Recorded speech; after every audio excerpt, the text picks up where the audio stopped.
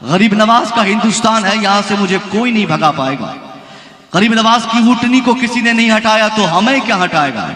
کوئی شاعر صاحب آتے یہ اشعار میں اس طرح کی فکر دیتے تو آپ مچل کر 500 اور 1000 اور 2000 انعامات انہیں عطا کرتے کہ واہ کیا اچھی فکر انہوں نے دی ہے، کیا بہتر نظریہ انہوں نے پیش کیا ہے. کہ جب غریب نواز کی اونٹنی کو ظالموں نے کھسکایا نہیں تو ہم اسی غریب نواز کے ماننے والے ہیں، ہمیں کیسے یہ بھگا پائیں گے؟ سچائی اور ریئلٹی یہ ہے صاحب کہ یہ وہ زمانہ الگ تھا، آج یہ زمانہ الگ ہے. سرکار غریب نواز کی اونٹنی نہیں ہٹ پائی، اس میں سرکار غریب نواز کے اوپر اللہ کا خصوصی احسان، اللہ کا فضل تھا. اللہ کے رسول کے فرمان کے مطابق اللہ کے نبی کے کام کے لیے آپ جس راجستھان کی سرزمین پہ تشریف لائے، اللہ کے کام کی برکتیں آپ کو یہ ملی کہ آپ کے ذریعے بٹھائی، آپ کے ذریعے آپ کے اشارے سے بیٹھی ہوئی اونٹ کو دشمنوں نے، مخالفین نے، راجاؤں نے، مہاراجاؤں نے نہیں اٹھایا، نہ اٹھا سکے وہ لوگ. مگر یہ سارے ظالم آج کی تاریخ میں 100% میں گارنٹی سے کہہ سکتا ہوں کہ اگر یہ لوگ اٹھانا چاہیں، بھگانا چاہیں، کھسکانا چاہیں، 5 سے 7 منٹ نہیں لگیں گے. سارے اشعار دھرے کے دھرے رہیں گے، ساری فضیلتیں، ساری تقریریں، سارے اشعار، یہ ساری باتیں ہم بولتے رہ جائیں گے، مگر 5 سے 7 منٹ لگیں گے ہمارے وجود کے خاتمے کے لیے. ہم چاہے جس حیثیت سے رہیں، ہم اپنے گھر کا راستہ بھول جائیں گے صاحب. ہمیں نکلنا کدھر سے ہے، ہمیں گھسنا کہاں سے ہے، ہمارا گھر کدھر ہے، ہمارے گھر کا راستہ کدھر ہے. اگر وہ اپنی اوقات میں آ جائے تو صاحب ہمیں یہاں سے بھگانے میں، ہلانے میں، مارنے میں کوئی بہت زیادہ تاخیر نہیں ہوگی. وجہ غریب نواز کے ہم صرف جملوں میں ہے. غریب نواز کی غلامی اگر ہمارے اندر دیکھی جائے تو واقعی دور دور تک ہم تلاش کریں تو غریب نواز کی غلامی ہمارے اندر نہیں. ہم یہاں تب محفوظ جب غریب نواز کے سچے غلام بنیں گے، تب محفوظ. ورنہ غریب نواز نے جس کردار کی آپ نے تبلیغ فرمائی، اس کردار کی اگر ہم اس کردار پر عمل کریں گے تو ہم کامیاب ہیں. اگر ہم نے اس کردار سے، اگر اس ویوہار سے، اگر غریب نواز کے اس پیغامات سے اگر ہم نے بغاوت کی تو قسم خدا کی یہ زمین ہمارے لیے محفوظ نہیں، یہ مکان ہمارے لیے محفوظ نہیں. ہماری محافظت کی گارنٹی انہی باتوں پر ہے کہ ہم مسلمان بنے تب کامیاب ہے، ہمارا ایمان مضبوط تب ہم کامیاب ہے، ہم شریعت پہ عمل کریں تو کامیاب ہے. ورنہ اس پوری کائنات میں طاقت میں، پاور میں، اسلحے میں، مال میں، دولت میں، افراد میں، انجمن میں، تحریک میں کون سی چیز ہے جو مسلمانوں سے زیادہ کسی دوسرے کے پاس ہے؟ کسی کے پاس دنیا میں ایک ملک نہیں، مگر مسلمانوں کے 57 کنٹریز اسی دنیا میں ہے. 57 ممالک مسلمانوں کے، کوئی صاحب 5 کروڑ، کوئی 10 کروڑ، کوئی 20 کروڑ بستے ہیں اس دنیا میں. مگر اسلام مذہب کے ماننے والے پوری دنیا میں، تاریخ کے درشٹی کون سے میں کہتا ہوں، پوری دنیا میں 150 کروڑ سے زائد پوری دنیا میں مسلمان رہتے ہیں. مگر کوئی ایک شام بتائیے کہ شام فلسطینی مسلمانوں کو تباہ کرنے کے لیے اسرائیل کے بمبارڈمنٹ نہ ہوتے ہو. کہاں گئی وہ طاقت مسلم کنٹریز کی جس کے بلبوتے مسلمان بول دیا کرتے کہ حضرت فلاں ملک ہمارا، فلانا ملک ہمارا، فلانی سوسائٹی ہماری، وہ سماج ہمارا، وہ ملک ہمارا. یہ سارے نعرے لگائے جاتے، کبھی اردوغان کی بات ہوتی، کبھی طیب کی بات ہوتی، کبھی عرب کی بات ہوتی، کبھی ایران کی بات ہوتی، کبھی ملیشیا کی بات ہوتی، کبھی انڈونیشیا کی بات ہوتی. میں تو کہتا ہوں صاحب، اسلام کے نام پر بسنے اور بسانے والے ممالک کی تمام بادشاہ انسانوں کی صورت، انسانیت کی صورت میں اسلام کے سب سے بڑے غدار اگر اس سماج میں کوئی ہے تو ہمارا دشمن اسرائیل سے زیادہ سب سے بڑا غدار اگر ہے تو یہ 57 ممالک کے بادشاہ ہے. 57 ممالک کے یہ ہیرو بننے والے اپنے آپ کو ہے. ایک مسلمان کی طاقت کہاں ختم ہو گئی؟ اس کا دوسرا بھائی تڑپایا جاتا، اسے باندھ کر الٹا لٹایا جاتا، ان کے سامنے اس کے بیٹے کو ذبح کیا جاتا. وہ کیسا خون، ناپاک خون ان کے بدن میں ہے کہ ان کے پاس اسلحے ہیں، ان کے پاس طاقت ہے، ان کے پاس فوج ہے، ان کے پاس بمبارڈمنٹ کی ساری طاقت ہے، مگر وہ منع نہیں کر سکتا. ورنہ اگر تیش میں آ جائے، اوقات پہ آ جائے، 5 منٹ نہیں لگیں گے. دنیا کے جس اینگل میں جہاں پہ مسلمان کا کوئی دشمن چھپا ہے، مسلمانوں کو اللہ نے آج کی تاریخ میں چاہے پیٹرول سے ہو، ڈیزل سے ہو، مال سے ہو، زیورات سے ہو، سونے سے ہو، ہیرے سے ہو، طاقت سے ہو، اسلحے سے ہو، اللہ نے اتنی دولتوں سے سرفراز فرمایا کہ مسلمان اگر دنیا بھر میں چالے پوری دنیا کے اسلام کے دشمنوں کو چن چن کے مار کے اس کو سبق سکھائیں گے. ایک ہی راستہ دشمنوں کے پاس رہے گا، یا تو وہ کلمہ پڑھ کے اپنے آپ کی حفاظت مول لے کر اپنے آپ کو محفوظ کرنے کے لیے اسلام کے شرن میں آ جائیں، یا اگر بغاوت کرے تو مرنے کے لیے تیار ہو جائے. اگر یہ سارے لوگ چالے مگر نہیں ایمان ہے آج کی تاریخ میں، تو میں سمجھتا ہوں پوری دنیا میں 57 کنٹریز کی بات میں نہیں کرتا. ابھی تو میری نظر میں پوری دنیا میں مسلمانوں کا صرف ایک ملک ہے جس ملک کو ہم فلسطین کہتے ہیں. اسلام کا ملک صرف فلسطین ہے. ایمان کی حلاوت دیکھنی ہو تو فلسطینی مسلمانوں کو دیکھیں. اس لیے صاحب آپ زیادہ اس فکر میں مت رہیے کہ صاحب ہمیں نہیں ہٹا پائیں گے. نہیں، یہ ہٹا دیں گے، کیونکہ ہماری قوتوں کو ہم نے خود ہی تباہ و برباد کر دیا. نہ اتحاد کی طاقت، نہ ایجوکیشن کی طاقت، نہ ایمان کی دولت، نہ عقیدے کی سلامتی. کون سی قوت ہے جس کے مقابلے میں ہم یہ محسوس کر سکتے کہ ہم دشمنوں سے بیسٹ ہیں، دشمنوں سے اچھے ہیں؟ کچھ نہیں. اس لیے آج گن گن کے ہم کو، ہمارے بچوں کو، ہمارے سماج کو، ہمارے گھروں کو جلائے جاتے، ہمیں مارا جاتا، اور ہم دیکھتے رہتے. کوئی طاقت ہمارے اندر نہیں. پروٹیسٹ کرتے کرتے تھک جائے، کوئی اثر نہیں ہونے والا. احتجاج سے کوئی اثر نہیں ہونا. اسلام کی دولت جو آج ہمیں نصیب ہوئی، یا اسلام پوری دنیا میں جو پھیلا، یہ مسلمانوں کے مضبوط ایمان اور اللہ پر کامل یقین کی برکتیں تھی جو اسلام پوری دنیا میں چھا گیا. ورنہ آج کی تاریخ میں اگر ہم جیسے مسلمان اگر ہو جائے صاحب، تو ہم تو اپنے سماج کو بچانے کی کیا کوشش کریں؟ ہم تو اپنے آپ کو بچا لیں، یہی کامیاب ہے. آج ہمارے پاس خود کی حفاظت کے لیے، خود کے پروٹیکشن کے لیے ہمارے پاس نہ وقت ہے، نہ ہمارے پاس ٹائم ہے، نہ ہمارے پاس اس کی کوئی تحریک ہے، نہ ہمارے پاس کوئی جگاڑ ہے. ہم صرف اس انتظار میں ہے کہ یہ معاملہ ابھی بھاگلپور کا ہے، یہ معاملہ دمکا کا نہیں، یہ معاملہ دمکا کا ہے، یہ ہزاری باغ کا نہیں، یہ معاملہ ہزاری باغ کا صاحب، یہ معاملہ یہ رانچی کا نہیں، یہ معاملہ جھارکھنڈ کا ہے، یہ معاملہ بہار کا نہیں. ہم نے صرف یہ کانسیپٹ بٹھا لیا ہے کہ ہمارے اوپر جب بات آئے گی تب ہم آگے بڑھیں گے. نہیں، پوری دنیا کے مسلمانوں کے لیے آج کی تاریخ میں ان کے ایمان کو چیلنج کرتے ہوئے اسرائیل نے بار بار دھمکیاں دی، مگر ہم نے ساری ہم نے اپنی غیرت کو مٹا دیا، پانی میں مٹی میں ملا دیا. غیرت ایمانی ہمارے پاس نہیں. یہ ایمان ایسا کہ ہمارے سامنے عظمت قرآن کو مٹانے کی باتیں ہو ہم خاموش رہیں، ہمارے سامنے اوقاف کی جائیداد اور پراپرٹیز کو لوٹنے کی باتیں کی جائے اور لوٹنے کے لیے ضابطے بنائے جائیں اور ہم خاموش رہیں. یہ ایمان، غیرت ایمانی جب کمزور ہم اپنے سماج میں خود سے کر دیتے ہیں، تب ایسے ریزلٹ دیکھنے کو ملتے ہیں کہ جو بھی آتا ہے ہمیں بجا کے چلا جاتا، جو بھی آتا ہمیں ہمارے اوپر کوئی قانون تھوپ کے چلا جاتا. اس لیے مسلمانوں، آپ سے صرف میری ایک گزارش ہے، 4 کام آپ کو کرنے ہیں. سب سے پہلا کام ایمان اور عقیدے کی حفاظت، ایمان کی سلامتی اور عقیدے کی حفاظت، یہ آپ کریں. ایمان مضبوط کریں، اللہ اور اس کے رسول سے محبت کر کے اپنے ایمان کو مضبوط کر لیں. ایمان کی مضبوطی کے بعد 3 اور بچے ہوئے اسٹیپس جو عملی اعتبار سے جو آپ کو کرنے ہیں اس دنیا اور آخرت دونوں جگہ کی کامیابی کے لیے، ان میں سے سب سے پہلی چیز ہے اتحاد.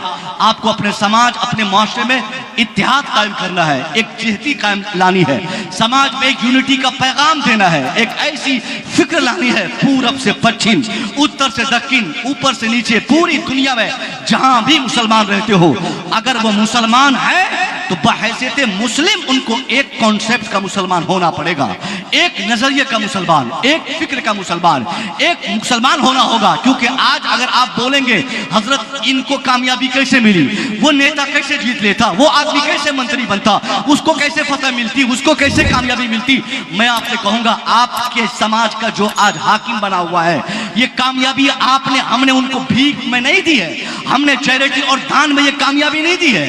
ان لوگوں نے اس کامیابی کی حصولیابی کے لیے 50 سالوں میں کڑی محنت کی، اور 1925 سے آج تک، خاص طور پہ 1925 میں RSS کی استھاپنا ہوئی، اس کی بنیاد ڈالی گئی. 1925 سے آج تک اس تنظیم کے تحت کام کر رہے ہیں لوگ اور متحرک ہو کر کام کر رہے ہیں. ہم نے اس کو کامیابی بھیک میں نہیں دی ہے، یہ حکومت ہم نے بھیک اور دان میں نہیں دی ہے. ان لوگوں نے محنتیں کی، اور محنت کس اینگل سے کیا؟ ان لوگوں نے پہلے اپنے سماج کو جوڑا ہے، اپنے معاشرے کو ایکجٹ کیا ہے، ایک فکر کا سماج بنایا، پورب سے پچھم ان کے نظریات ایک ہے، چاہے اس کے سماج کا ویکتی کشمیر میں ہو یا کنیا کماری میں، پورب میں ہو یا پچھم میں، ہندوستان میں جہاں بھی ہے، آج کی تاریخ میں 99% ایسے لوگ ملیں گے، پورب میں رہنے والا اس کی جو فکر ہے وہی پچھم میں رہنے والی کی فکر ہے، جو کشمیر میں رہنے والا بولے گا وہی صاحب کنیا کماری میں بسنے والا بولے گا، جو آسامی بولے گا وہی گجراتی بولے گا، جو مراٹھی بولے گا وہی بہاری بولے گا، جو بہاری بولتا ہے وہ اتر پردیشی بولتا ہے۔ ہندوستان بھر میں وہ اپنے سماج میں جہاں بھی ہے ان لوگوں نے اتحاد کی روح کی کامیابی کو سمجھا اور اپنے سماج کو متحد کرنے میں ایسی کامیابی پائی کہ ہندوستان جیسے مقدس دھرتی کی تمام باغ ڈور آج اس کے قبضے میں چلی گئی، آج تمام طاقتیں ان کے پاس، ہندوستان کی سب سے بڑی سیاسی کرسی اس کے قبضے میں، سب سے بڑی پارٹی آج اس کی پارٹی، مگر افسوس کی بات ہے کہ وہ لوگ آج متحد نظر آ رہے ہیں جن کے سماج میں اتحاد کا کوئی نظریہ نہیں تھا، جس کے سماج میں اتحاد کا کوئی کانسیپٹ نہیں تھا۔ آج سے 50 سال پہلے کے ہندوستان کی تاریخ بتاتی ہے، کبھی دلت کہہ کے کسی کو اذیت دی جاتی، کبھی کسی کو پچھڑا کہا جاتا، کبھی کسی کو بیکورڈ کہہ کے ستایا جاتا، کبھی کسی کو صاحب اپنے ساتھ بیٹھنے کے لیے اس کے لیے پروبیٹیٹ کیا جاتا کہ نہیں میری کرسی پر تم نہیں بیٹھ سکتے، میرے ہاتھ تم کھانا نہیں کھا سکتے، میرے دسترخوان پہ نہیں بیٹھ سکتے۔ ایسے جنگلی قانون اس سماج میں نافذ تھے، اس کو اکھاڑ پھینک کر جس سماج کے لوگوں نے اپنے سماج کو متحد کیا، بات صرف یہی تک نہیں بلکہ وہاں پر خدا بھی الگ الگ تھے۔ ہم نے تاریخ پڑھی ہے، کوئی کہتا 1 کروڑ، کوئی کہتا 2 کروڑ، کوئی کہتا 3 کروڑ، کسی نے کہا 30 کروڑ، کسی نے کہا 300 کروڑ خدا ہمارے معاشرے میں ہے۔ اب کیسا کوئی لوہا کو، کوئی صاف بانس کو، کوئی آسمان کو، کوئی زمین کو، کوئی پانی کو، کوئی سانپ کو، کوئی گدھے کو، کوئی بندر کو، کوئی بھینس کو، کوئی جس جانور کو اپنی ضرورت کے حساب سے جیسا سمجھا، اس سماج کے لوگوں نے اپنے اعتبار سے اپنا معبود مان لیا اور اس کی عبادت شروع کر دی۔ اس سماج کے لوگوں کو آج ہم دیکھتے ہیں وہ پورے ہندوستان میں ایک ہے، ان کا نظریہ ایک ہے، ان کے جینے کا مقصد ایک ہے، ان کے جینے کا کانسیپٹ ایک ہے، مگر افسوس کی بات کہ ہم وہ مسلمان جس نے اپنے اوائل زمانے سے، شروع زمانے سے آج تک پوری دنیا کو اتحاد کا پیغام دیا، یونٹی کا پاٹ پڑھایا، اتحاد کا فائدہ گنایا، آج وہ مسلمان ہندوستان میں صاحب کس کے نام پہ بٹے ہیں؟ کہیں برادری کے نام پہ تھے، کسی زمانے میں ہم ذات کے نام پہ تھے، مگر آج کی تاریخ میں ہم پیر کے نام پہ، کہیں اشرفیت کی بات، کہیں رسولیت کی بات، کہیں خانقیت کی بات، کبھی صاحب رشیدیت کی بات، کبھی قادریت کی بات ہے۔ یہ ساری باتیں ہمارے معاشرے میں یعنی آج کی تاریخ میں ایک نئی لڑائی کو ہم نے جنم دے کر اور زیادہ اپنے معاشرے کو ہم نے کمزور کر دیا۔ رضوی اشرفی سے بھیڑتا، اشرفی قادری سے لڑتا، قادری چشتی سے لڑتا، چشتی رشیدی سے لڑتا، یعنی یہ خانقاہی لڑائی کی ایک نئی صورت دے کر ہم نے مسلم معاشرے کو کمزور کرنے کی جو ایک نئی نیتی جو ہم نے قائم کی ہے، یہی سب سے بڑی لعنت ہمارے سماج کے لیے ہے کہ آج مٹھی بھر مسلمان نہ دمکا میں ایک ہے، نہ ہزاری باغ میں ہے، نہ صاحب پورے جھارکھنڈ میں ایک ہے، نہ ہندوستان کے کسی کونے میں ایک ہے۔ اگر اتنا بھی مسلمان ہم ایک ہو جاتے تو قسم خدا کی نہ بل پاس ہوتا، نہ کوئی قانون آتا، نہ طلاق پہ باتیں ہوتی، نہ عورتوں کی عزت بڑھانے کے لیے ہمارے سماج میں ہم کو ذلیل کرنے کے لیے کوئی قانون بناتا، کیونکہ اگر 20% ہم ہوتے تو 20% بھی صاحب کوئی کم نہیں، 20 کا مطلب کیا ہوتا؟ 100 میں 20 ہم ہوتے، اور اللہ نے مسلمانوں کے خون و ضمیر میں وہ طاقت دی ہے، اگر وہ 100 کے مقابلے میں 20 کی تعداد میں ہے تو اللہ کی قسم حرارت ایمانی کا تقاضا یہ ہوتا ہے کہ 20 ہمیشہ 100 پر بھاری ہوتے ہیں۔ اللہ سبحان اللہ، نعرہ تکبیر، نعرہ رسالت، عظمت والدین کانفرنس، سبحان اللہ سبحان اللہ۔ ابھی حضرت نے ایک شعر پڑھا تھا، حضرت نے کہا تھا کہ ہم ڈنڈی سے جیت حاصل کرتے ہیں، کھجور کی ٹہنی سے۔ کتنے صحابی تھے وہاں پہ؟ 313 تھے 1000 کے مقابلے میں۔ آپ کیوں کہتے ہیں کہ صاحب آپ کی تعداد کم ہے؟ 20% مینس 80 وہ 20 ہم۔ اس دنیا میں آپ پوری دنیا میں آج تک کی تاریخ کا مطالعہ کریں، دنیا کے کسی حصے میں مسلمانوں نے جب بھی کامیابی پائی ہے، کہیں بھی مسلمان اپنے دشمنوں سے زیادہ نہیں تھا، کہیں بھی کوئی اتہاس میں مسلمانوں کی اسٹرینتھ مخالفین کے مقابلے میں زیادہ نہیں رہی ہے، ہمیشہ مسلمان کم رہے ہیں۔ جب ہم 313 تو سامنے 1000. جب ہم 1000 ہوئے تو سامنے 10,000. جب ہم 10,000 ہوئے تو سامنے 1,00,000. جب ہم 1,00,000 ہوئے سامنے 1 کروڑ. جب ہم 1 کروڑ ہوئے تو سامنے 10 کروڑ. یعنی ہر لحاظ سے دشمن ہم سے زائد بڑھتے رہ گئے. ہمیشہ کامیابی لیکن اللہ نے ہمیں عطا فرمائی. جنگ بدر میں آپ نے کیا سنا کہ 313 مسلمانوں نے کہا حضور ہمارے پاس اسلحے نہیں, ہمارے پاس ہتھیار نہیں, ہمارے پاس ویپنز نہیں, ہمارے پاس لڑنے کا جگاڑ نہیں, کیا کیا جائے, کیسے بھیڑا جائے. ہم اور آپ ہوتے تو بولتے نہیں لڑنے جائیں گے, کچھ سامان ومان دیتے نہیں, کیسے لڑائی کریں گے, ہاتھ سے کتنا لڑیں گے. لیکن نہیں, صحابہ نے اپنی بات پہنچا دی, مسکرائے سرکار, اور آپ نے مسکرا کر فرمایا کہ جاؤ ٹہنیاں کٹواؤ کھجور کی. آپ کے سامنے کٹی ہوئی کھجور کی ٹہنیاں رکھی گئی. آپ نے ہاتھ دستے مبارک سے اس کو ٹچ کیا اور آپ نے ایک ایک کر کے صحابہ کو پکڑا دیا, کہا لے جائیے, بس اسی سے لڑیے. وہ مسلمان, ان کے ایمان کا آپ اندازہ فرمائے کہ اتنا مضبوط ایمان, اور مصطفیٰ سے اس قدر محبت تھی, ایسی شدید محبت تھی کہ آپ اپنی نگاہوں سے دیکھ رہے ہیں کہ سامنے جس سے لڑنے جا رہے ہیں ان کے ہاتھ میں چمکتی ہوئی تلوار ہے اور ان کے پاس کھجور کی ٹہنی ہے.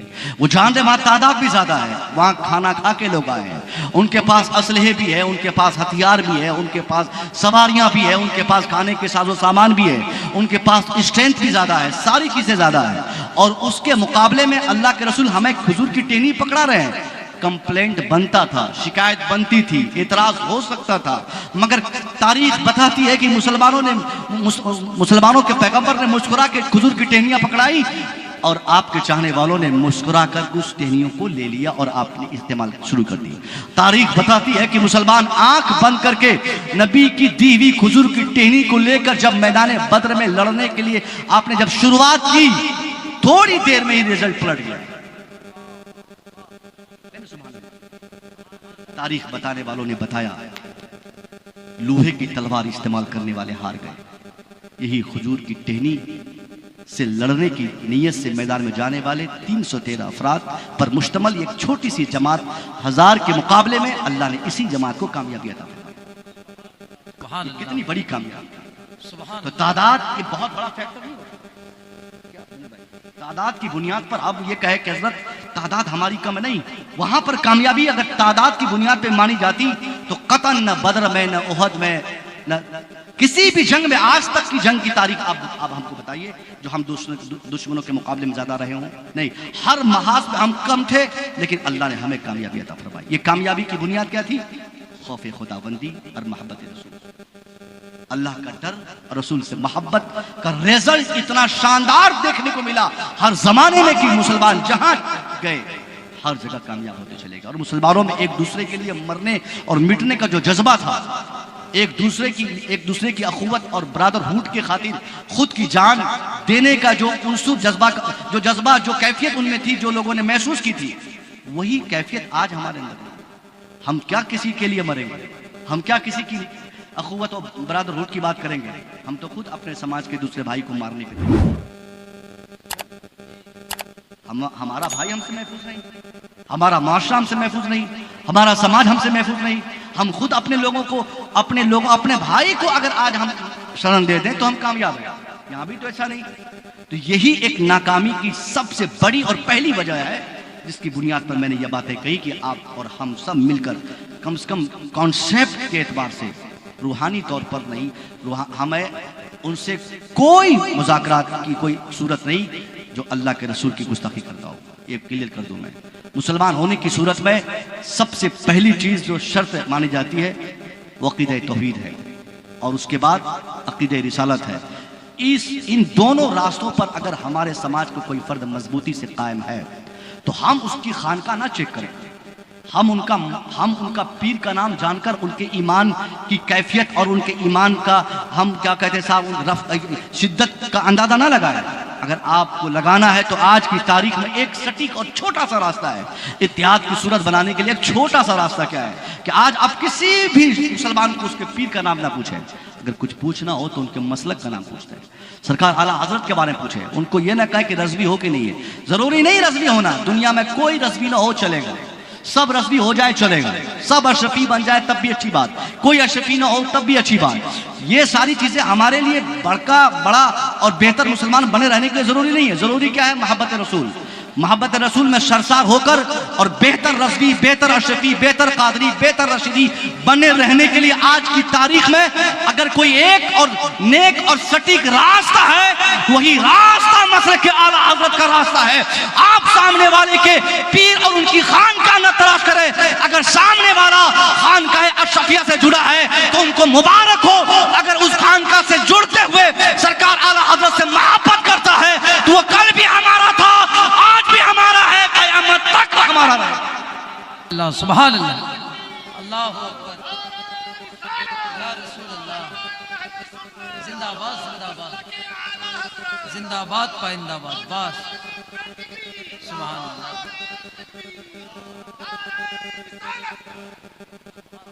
یہ صورت آپ سمجھ گئے؟ ہم کو پیر صاحب سے کیا کرنا صاحب؟ کسی بھی پیر سے آپ مرید ہو گئے، آپ کی قسمت جہاں لے گئی آپ چلے گئے، مبارک ہو آپ کو۔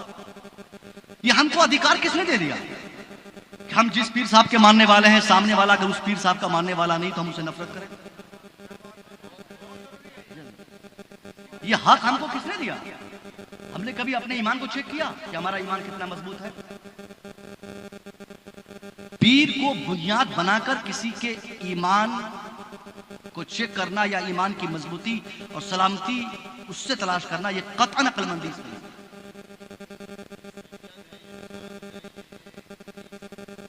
ہی رہا ہے نا۔ اس لیے تو ہم مر رہے ہیں نا، سب کی باری آئی، ہم متحد ہو جائیں نا۔ سرکار اعلیٰ حضرت نے جو فارمولے رائج فرمائے تھے نا، وہ اس فارمولے میں طریقت کی بات نہیں تھی، شریعت کی بات تھی۔ شریعت پہ اعلیٰ حضرت نے زور دیا تھا۔ آپ اگر شریعت کے عامل ہیں، شریعت کے فالوور ہیں، شریعت پر عمل کرتے ہیں، شریعت آپ کے ہاتھوں سے آپ نے شریعت کو پکڑ رکھا، مضبوطی سے شریعت کے عامل ہے، تو وہی تو مطلب کیا اعلیٰ حضرت ہے۔ اس کو چھوڑ دیں اور پیر صاحب کا نعرہ لگاتے رہے، کیا فائدہ؟ رہی بات سید پٹھان خان کی بات، تو یہ حضرت بہت پرانی لڑائی ہے، میں لیٹسٹ لڑائی کی بات کر رہا ہوں۔ یہ لڑائی 10 سال پہلے تک کی تھی۔ اچھا، یہ ذات پات کی لڑائی بھیا نہیں ہے، اسلام میں یہ کانسیپٹ ہے ہی نہیں۔ آپ مسلمانوں کے نام پہ جیئے، اسلام کے نام پہ آگے بڑھیں۔ اسلام آپ کا معیار ہو، آپ کی ترقی کا، آپ کی شروعات کا اور آپ کے اختتام کا، ہر چیز کا معیار مذہب اسلام ہو، پٹھان خان نہیں ہو۔ یہ الگ ٹاپک ہے کسی اور محفل کے لیے انشاءاللہ۔ یہ پہلی بات تھی اتحاد کی، میں سمجھ گیا کہ انشاءاللہ آپ کوشش کریں گے اور اپنے سماج کو متحد کریں گے۔ دوسری بڑی چیز جو آج کی تاریخ میں ہماری ناکامی کے لیے سب سے پہلے کاؤنٹ کی جاتی ہے، اسی کا نام ایجوکیشن ہے، اس کا نام تعلیم ہے۔ تعلیم کے نظریے سے اگر اپنے سماج کو آج ہم چیک کریں، ہم نے بہت گالیاں دی اسرائیل کے، ہم نے بڑی انگلیاں اٹھائی اسرائیل کی طرف، ہم نے بڑی بددعائیں کی ان لوگوں کے لیے، ان دشمنان اسلام کے لیے، مگر ایک حقیقت ہے جو ہمیں بتانی ہے۔ اسرائیل کے پاس جو علمی دنیاوی علم کی بات کر رہا ہوں، عصری تعلیم میں جو ان کی گرفت اور ان کی جو پکڑ ہے، وہ گرفت پہلے ہمارے پاس تھی، وہ پکڑ پہلے ہمارے پاس تھا، وہ ہنر پہلے ہمارے پاس تھا، وہ رفتار، علمی رفتار ہمارے پاس تھا، وہ گفتار جو آج ان کے پاس ہے، وہ دولت ہمارے پاس تھی، مگر یہ ساری چیزیں ان کے پاس ہیں۔ ان کے پاس دشمنی بھی ہے، ان کے پاس اسلام دشمنی میں جینے کا سپنا بھی ہے، مگر اسلام دشمنی میں جینے والا وہ شخص اپنی کامیابی کے لیے ایجوکیشن کو بھی لازم پکڑ رکھا ہے، جس کی بنیاد پر آج اسرائیلی قوم کے 99% 99.9 وہاں پہ ایجوکیشن پہ کام ہوتا ہے، وہاں پہ تعلیم پہ کام ہوتا ہے، وہاں پہ نالج پہ کام ہوتا ہے، وہاں پہ ہنر پہ کام ہوتا ہے، وہاں پہ صاحب اسکل ڈیولپمنٹ پہ کام ہوتا ہے۔ آج اگر مسلمانوں کو ہم سوال کریں، ان سے پوچھیں کہ آپ اگر کامیابی چاہ رہے ہیں، اچھی بات ہے، کامیابی آپ کا حق ہے، کامیاب ہونا آپ کا ادھیکار ہے، سکسیس ہونا یہ آپ کا حق اور رائٹ بنتا ہے، مگر دنیاوی اور اخروی دونوں جگہ کی کامیابی کے لیے علماء نے جن چیزوں کو ضروری قرار دیا ہے، ان میں سے سب سے پہلی اور مضبوط شے تو علم ہی ہے صاحب۔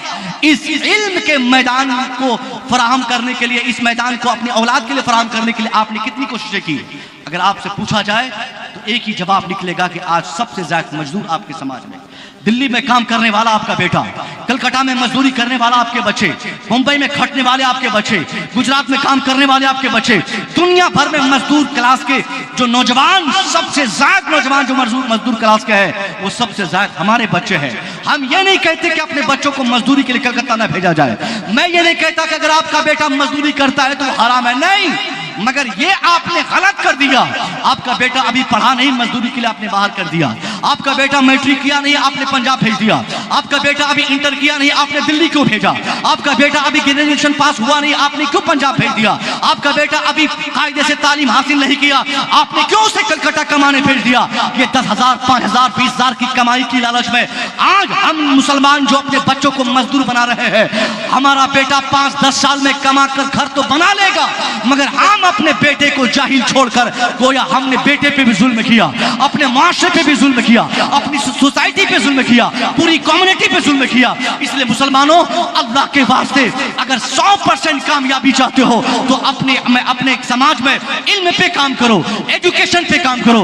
एजुकेशन सिर्फ तालीम से सिर्फ घर नहीं बनता है, तालीम से सिर्फ नौकरियां नहीं मिलती है, तालीम से सिर्फ मकान नहीं बनते हैं। तालीम इसलिए भी जरूरी है ताकि मकान बने, तालीम इसलिए भी जरूरी है ताकि नौकरी मिले, तालीम इसलिए भी जरूरी है ताकि जमीन खरीदी जाए, तालीम इसलिए भी जरूरी है ताकि हमारे पास माल आ जाए, तालीम इसलिए भी जरूरी है ताकि हमारे पास समाज में हुकूमत आ जाए। हाँ, इन तमाम जरूरतों की तकमील के रास्ते हम तालीम के रास्ते से फराहम कर लेते हैं, मगर इन तमाम सच्चाई के साथ साथ इल्म इसलिए भी जरूरी है ताकि अल्लाह की पहचान हम हासिल करें। इल्म इसलिए जरूरी है ताकि हम अपनी नमाज दुरुस्त कर सकें। इल्म इसलिए जरूरी है ताकि अपने अकीदे की हिफाजत कर सके। इल्म इसलिए भी जरूरी है ताकि अपनी दुनिया और आखिरत दोनों जगह की कामयाबी की राह तलाश कर सके। इल्म का मतलब नौकरी पाना नहीं होता। इल्म हासिल करने का मतलब साहब जॉब पा लेना ये जरूरी नहीं है। कितने लोग जॉब करते हैं इंडिया में? 2% लोग। 100 में 2 लोग नौकरी पेशे बने हैं, गवर्नमेंट जॉब। बाकी सब लोग तो ऐसे जी रहे हैं, कोई प्राइवेट जॉब कर रहे हैं, कोई खेती कर रहे हैं, कोई कहीं काम कर रहे हैं। तो क्या कहिएगा, नौकरी करने वाले कामयाब और बाकी 98% लोग नाकाम हो गए? तालीम का मकसद नौकरी पाना नहीं होता है। सबसे पहला डिफॉल्ट हमने यही पे किया कि हमने तालीम का मकसद सर्विस पाना समझा। अगर नौकरी हमें मिल गई तो अपने आप को हमने कामयाब समझा, और नौकरी नहीं मिली या नौकरी न मिलने के रास्ते हमने तंग देखे तो हमने अपने आप को नाकाम समझ के अपनी तालीम को हमने वहीं ड्रॉप कर दी और किताब बस्ते को छोड़ दिया, ये कहते हुए कि क्या करेंगे पढ़ के, पढ़ने के बाद भी तो दिल्ली में खटना है, तो पढ़ने से पहले ही खटने क्यों न चला जाए? ये जवाब रहता है ना। जबकि बताया आपको, जाहिल दिल्ली में काम करने जाए और पढ़ा लिखा काम करने जाए, दोनों एक ही काम करें, दोनों की पगार भी एक ही हो, तनख्वाह दोनों की सेम हो, मगर अगर वो जाहिल काम कर रहा है और उसी जगह पढ़ा लिखा वही काम कर रहा है सेम सैलरी में, तो दोनों के काम करने के तौर तरीके अलग अलग होंगे।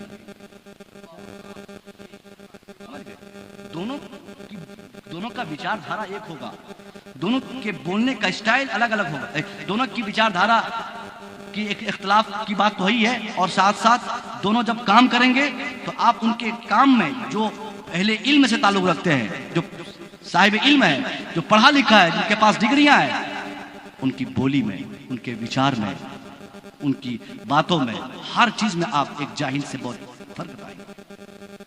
मैं तो कहा था किसी जलसे में कि पढ़ा लिखा आदमी अगर भैंस भी चराएगा ना, आप कहिएगा सर जब पढ़ा लिखा है तो वो भैंस क्यों चराएगा? चरा सकता है, अपना भैंस को तो चरा ही सकता है ना।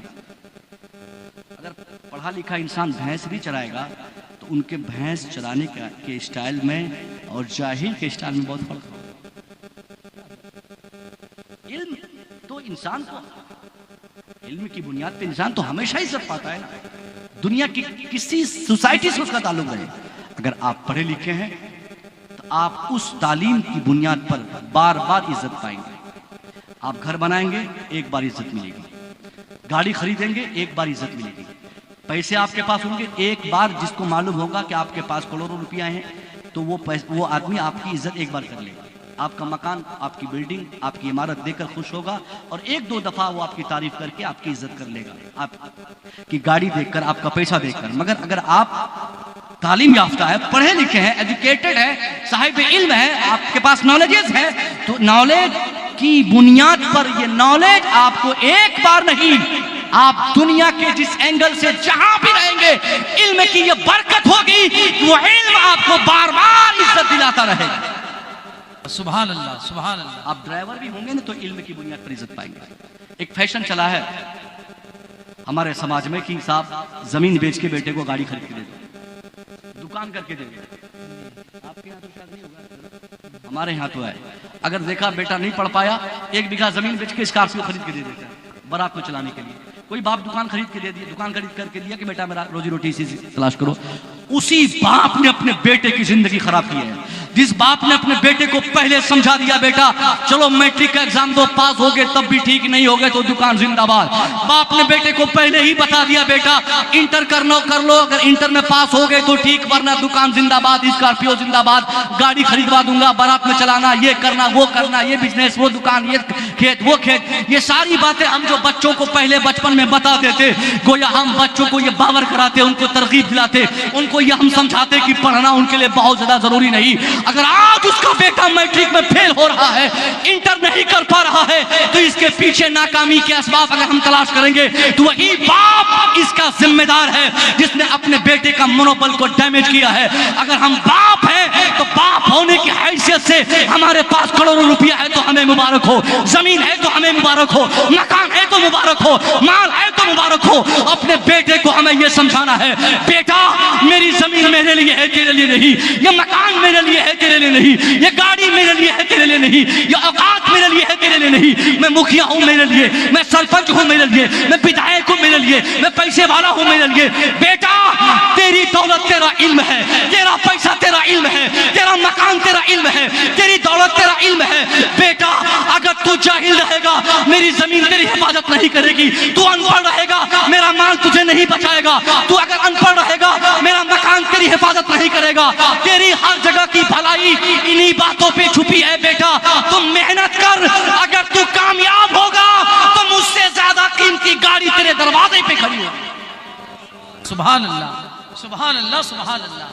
واہ واہ, زندہ باد زندہ باد. مگر باپ نے کیا سمجھا دیا کہ گھبرانا نہیں ہے, زمین بیچ کے کام کر لیں گے. جو باپ اپنے بیٹے کو یہ ساری باتیں کہے گا 100% گارنٹی ہے اس کا بیٹا علم سے اپنا فائدہ کبھی تلاش نہیں کر پائے. آپ پریشر بنائیے نا ان کے اوپر, آپ دباؤ بنائیے, آپ ان کو کہیے کہ کوئی راستہ نہیں اس کے علاوہ. تجھے میٹرک میں فرسٹ ڈویژن لانا ہے, تجھے انٹر میں ٹاپ کرنا ہے, تجھے گریجویشن میں ضلع ٹاپر بننا ہے, تجھے پورے اسٹیٹ کے ٹاپ 10 کی فہرست میں اپنے آپ کو لانا ہے. آپ پریشر بنائیے. بچے اگر چاہ لیں اور وہ اس پر یقین کر لیں کہ بغیر پڑھے اس کی کامیابی کا کوئی راستہ زمین مکان کچھ بھی نہیں. یقیناً اگر آپ رکشہ چالک ہیں تو کیا ہوا, آپ کا بیٹا اگر آپ کے کہنے پر ٹھان لے ضلع ہی نہیں اسٹیٹ کا ٹاپر بن کے دکھائے گا. سبحان اللہ سبحان اللہ.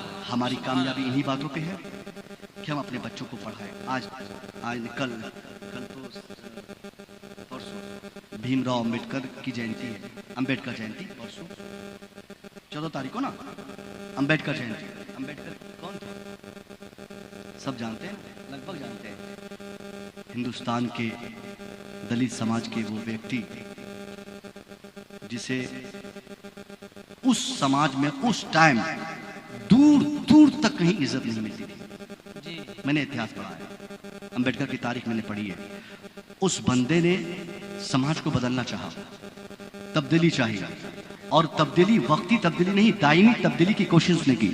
اس زمانے میں بھیم راؤ امبیڈکر چاہتے اپنے سماج کے لوگوں کو بولتے کہ چلو رام لیلا بھرتے ہیں, تیر دھنوش لے کر سب آ جاتے ہیں. ایک آواز پر ہندوستان بھر کے لوگ ان کے پیچھے احتجاج اور پروٹیسٹ کے لیے تیار رہتے. وہ اگر تبدیلی اور اپنے حقوق اپنے مطالبات حکومت کے آگے اپنی تعداد کی بنیاد پہ رکھنا چاہتے تو اس سے زائد کامیابی کسی کو نہیں ملتی. مگر اس نے کیا کہا, نہیں, احتجاج سے ہمیں اپنا حق نہیں چاہیے, ہمیں اپنے سماج کی تبدیلی کے لیے ہمیں لاٹھی نہیں اٹھانا ہے, ہمیں بھالے کا استعمال نہیں کرنا ہے, ہمیں کسی ویپن کا سہارا نہیں لینا ہے. اس نے اگر کسی ایک چیز کو اس کامیابی کے لیے ضروری سمجھا تو اسی کو تلوار نہیں اس کو قلم کہا جاتا ہے.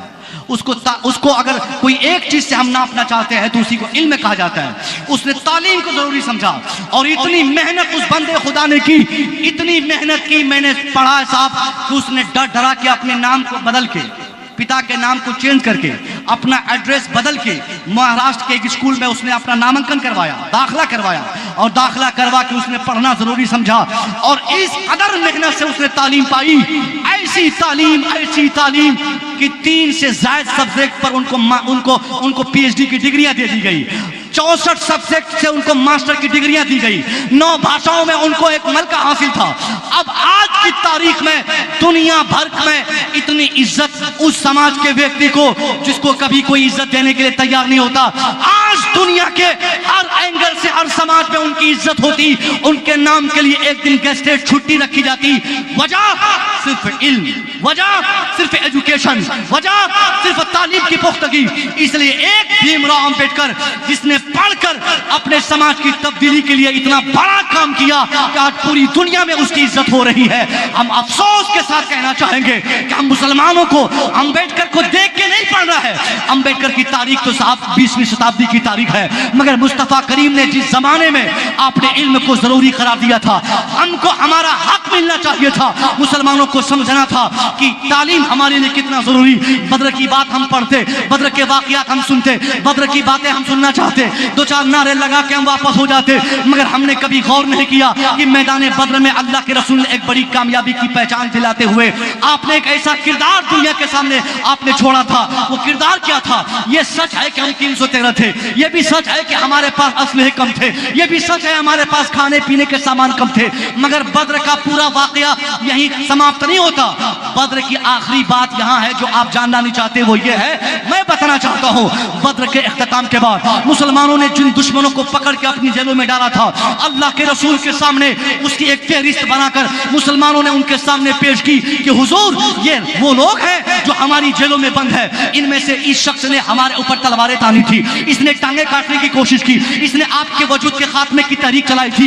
इन तमाम लोगों की फेहरिस्त अल्लाह के रसूल के सामने पेश की गई और आपसे मशवरतन लोगों ने कहा हुजूर इनके साथ क्या किया जाए, इनको छोड़ा जाए, भगाया जाए, इनके साथ क्या बर्ताव किया जाए, इनके साथ क्या बदला लिया जाए। मुस्तफा जाने रहमत के पास उस वक्त इस कदर अथोराइज थे, आप चाह लेते एक इशारा फरमा देते, अपने सहाबा से कह देते कि इन सब की चमड़ियां खींच लो, इन सब को उल्टे लटका दो, इन सब की टांगें काट लो, इन सब की गर्दनें मार दो, इन सब की ज़बानें काट लो, इन सब के वजूद के खात्मे के लिए तलवार निकालो और सबको मार दो।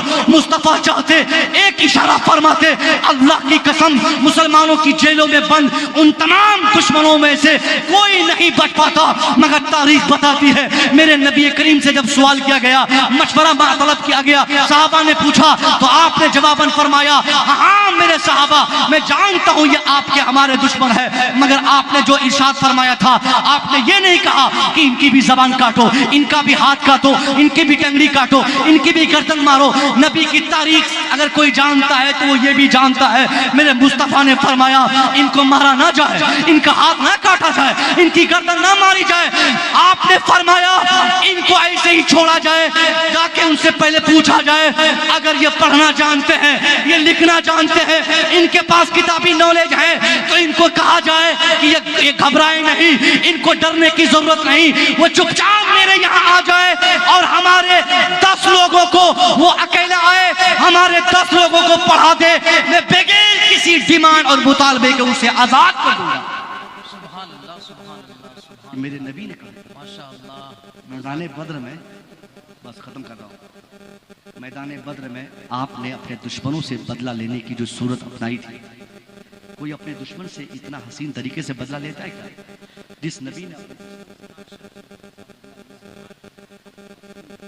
उस मुस्तफ़ा जाने रहमत के मानने वालों का यह हक बनता है कि वो भी तालीम की अहमियत समझे। मेरे नबी ने इल्म की अहमियत को उजागर फरमाया था। मैं दुआ करूँगा मौला तबारक व तआला आप और हम सब लोग कसरत से इस समाज में तालीम पे काम करें। एक आधी बात अज़मत वालिदैन कॉन्फ्रेंस, मैंने बार बार पूछा था नकीब हिंदुस्तान साहब से कि शायद मैंने सोचा कि शायद चालीसवां वगैरह की ये महफिल है तो आमतौर पे ऐसे ही महफिल ऐसे ही मौके से इस तरह के नाम रखे जाते हैं। अच्छा हाँ वही फारूक साहब के साहबजादे हैं, माशाल्लाह बड़ा काम किया है। अल्लाह आपको तौफीक दे कि आप अपने वालिद साहब की और खिदमत करें। भैया माँ बाप की दौलत से बढ़ के कोई दौलत नहीं है। नौजवानों सुनो, 2 मिनट की बात, अगर आपके वालिद जिंदा हैं खूब खिदमत कीजिए, इससे पहले कि आपको कब्रिस्तान में जाके फातिहा पढ़ना पड़े। अगर आप आज उनकी खिदमत कर दे रहे हैं, अगर फातिहा पढ़ने का मौका नहीं भी मैसर हो, तो खिदमत की बरकत की बुनियाद पर आप इन चीज़ों पर यकीन कर सकते हैं कि आपकी दुनिया भी कामयाब है और आपकी आखिरत भी कामयाब है। जो बच्चे बाप को रुलाए, तड़पाए, मारे या उनकी बात न सुने या इनमें से कुछ न करे, उनसे बोलना छोड़ दे, वो सब बच्चे अपने माँ बाप के गद्दार हैं। अब वो बगदाद के भी किसी पीर साहब से मुरीद हो जाए, तब भी उस पीर साहब की इरादत की बरकत उसे मैसर नहीं हो पाएगी, क्योंकि सबसे बड़ा पीर तो उनके बाप की सूरत उनके घर पे मौजूद है। उन्हें नाराज कर रखा है और पानी पड़वा रहे हैं पीर साहब से कि बरकत की दुआ कर दीजिए हजरत, बरकत हो जाए। साहब बरकत के लिए ज्यादा झमेला की जरूरत नहीं है, ये बच्चा मेहनत किए ना। ऐसे नौजवान अपने वालिद साहब को राजी कर ले, घर से निकलते वक्त उनसे दुआएं ले ले, जहां भी हो उनसे फोन पे बातें करते रहे और कहते रहे कि अब्बा खुद दुआ कीजिए। अब अपने वालिद साहब से कहिए ना, अगर आपके वालिद साहब ने आपके लिए कह दिया कि अल्लाह मेरे बेटे की कमाई में बरकतें अता फरमा, ये छोटा सा जुमला आप कोशिश करें कि आपके वालिद साहब आपके लिए कहें। अगर उन्होंने इन जुमलों को अपनी ज़बान मुबारका से अदा कर दिया आपके लिए, दुनिया का कोई पीर भी ना करे आपके लिए, तो कोई दिक्कत की बात नहीं। वालिद साहब कह दिया आप 5,000 भी कमाएंगे, अल्लाह उसी 5,000 में बरकतें 50,000 की अता फरमा देगा। सुभान अल्लाह।